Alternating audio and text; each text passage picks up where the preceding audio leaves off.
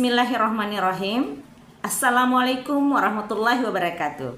Perkenalkan, saya Juni Hartati SPD, pengawas sekolah jenjang SMP pada Dinas Pendidikan dan Kebudayaan Kabupaten Sumbawa, Provinsi NTB.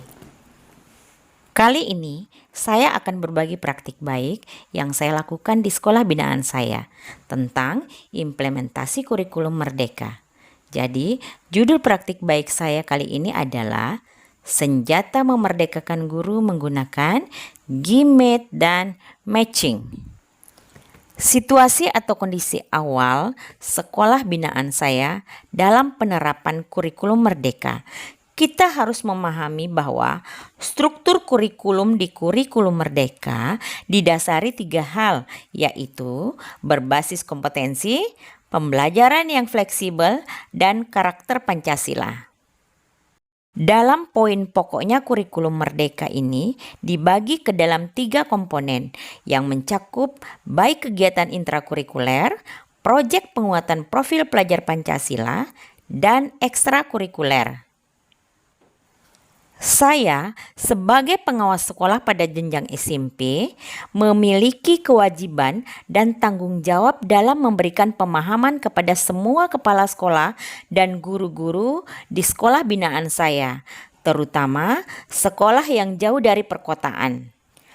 Ada 7 sekolah binaan yang menjadi tanggung jawab saya dalam pendampingan dan mengembangkan sekolah tersebut. Ada 3 sekolah yang memiliki jarak sekitar 90 km dari tempat saya bertugas. Jika saya menggunakan sepeda motor, membutuhkan waktu 2,5 sampai 3 jam di dalam perjalanan. Ada 3 sekolah juga yang jaraknya 45 km sampai 50 km dari tempat saya bertugas. Dan hanya 1 sekolah yang berada di kecamatan tempat saya bertugas. Saya adalah pengawas SMP yang bertugas baru 1 tahun, yang diangkat dari guru penggerak. Nah, baik, dari 7 sekolah binaan saya, baru 1 sekolah yang menerapkan kurikulum merdeka pada semua jenjang. Dan 6 sekolah masih kelas 7 dan kelas 8 saja yang menerapkan kurikulum merdeka. Setelah saya memetakan permasalahan yang dihadapi oleh teman-teman guru, ada beberapa hal yang menjadi prioritas dalam penerapan kurikulum merdeka yang masih kurang pada sekolah binaan saya. Pertama, masih banyak kepala sekolah dan guru-guru yang belum memahami sepenuhnya bagaimana pelaksanaan P5. Yang kedua, belum memahami bagaimana menurunkan capaian pembelajaran menjadi tujuan pembelajaran dan ATP. Kemudian, masih banyak guru yang menggunakan prinsip pembelajaran K13 pada kurikulum merdeka. Yang ketiga, tidak setiap waktu saya dapat mengunjungi sekolah binaan ketika saya dibutuhkan untuk menyelesaikan masalah yang dihadapi.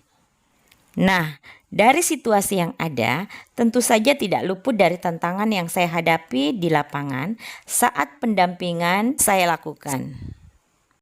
Di antaranya, 1. Kurangnya literasi di kalangan guru. Mindset teman-teman guru mengenai pembelajaran yang berpihak pada murid itu sangat rumit dalam memetakan pembelajarannya. Merasa bahwa menggunakan banyak metode dalam 1 kali pertemuan. Kedua, masih banyak guru yang menganggap bahwa P5 ini adalah tugas guru seni budaya atau seni rupa dan guru prakarya. Kemudian, hanya tugas koordinator saja yang melaksanakan P5 dan fokus pada proyek. Ketiga, masih banyak guru yang tidak mau mencoba membuat sendiri tujuan pembelajaran dan ATP dari capaian pembelajaran yang sudah tersedia atau yang terbaru. Keempat, durasi pertemuan kunjungan pendampingan dan pembinaan saya lakukan terbilang tidak cukup. Kemudian jarak tempuh dari kantor ke semua sekolah binaan saya sangat jauh. Sehingga saya memutuskan untuk mengambil langkah sebagai aksi dalam menjawab tantangan yang saya hadapi, yaitu Yang pertama saya lakukan adalah mengcoaching kepala sekolah, wakil kepala sekolah, perwakilan guru, dan siswa untuk mengetahui keterlaksanaan kurikulum merdeka di sekolah kita. Kemudian berlanjut mengcoaching kepala sekolah dan wakil kepala sekolah untuk mengetahui kemampuan beliau dalam membimbing teman-teman guru dalam memahami P5, pembelajaran yang berpihak pada murid, kemudian mengajak berdiskusi untuk mengetahui bagaimana kemampuan teman-teman guru dalam memahami penurunan CP menjadi TP dan ATP. Kedua, menjadi mentor pada IHT yang sudah disepakati waktunya dalam pemberian pemahaman kepada guru tentang pembelajaran diferensiasi, pelaksanaan P5, dan menyusun CP menjadi TP dan ATP yang terbaru. Ketiga, memaksimalkan pemanfaatan Gmeet atau Google Meet untuk mengatasi permasalahan yang belum bisa diselesaikan dalam satu hari kunjungan. Strategi yang saya gunakan, pertama menggunakan teknik coaching, kedua memaksimalkan pemanfaatan Gmeet atau Google Meet, yang ketiga menjadi mentor dalam memberikan pemahaman tentang P5, pembelajaran diferensiasi serta CP menjadi TP dan ATP. Proses yang dilakukan dimulai dari tahap 1, melakukan coaching, mengumpulkan data, memetakan masalah yang ada di sekolah.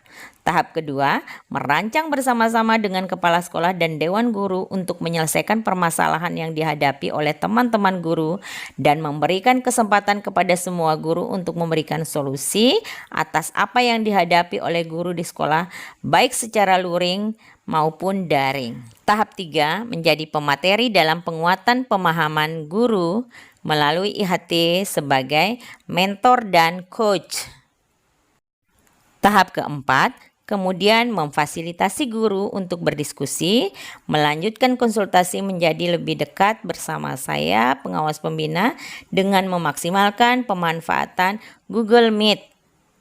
Tahap kelima, melakukan evaluasi dan refleksi secara berkala. Nah, baik. Hasil dari aksi yang sudah saya lakukan, yang pertama, semua guru dapat memahami bagaimana pelaksanaan P5.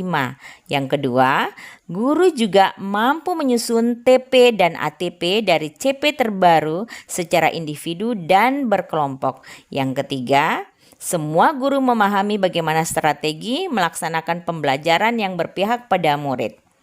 Terakhir, guru dapat memanfaatkan Google Meet dalam pertemuan virtual untuk mengefektifkan waktu dan mengatasi masalah dengan cepat.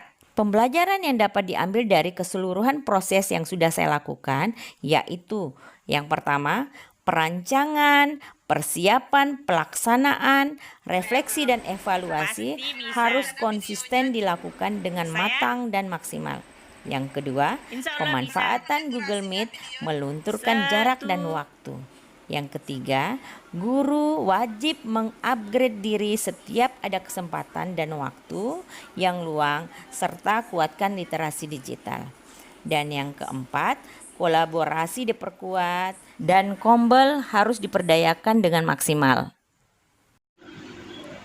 Harapan saya dengan adanya praktik baik ini dapat menjadi referensi bagi Bapak Ibu pengawas dalam memfasilitasi guru dalam menyelesaikan masalah yang dihadapi agar guru merasa merdeka, mengoptimalkan raganya, mengoptimalkan karyanya dan karsanya sebelum memerdekakan putra-putri bangsa di sekolahnya. Terima kasih, salam merdeka belajar. Wassalamualaikum warahmatullahi wabarakatuh.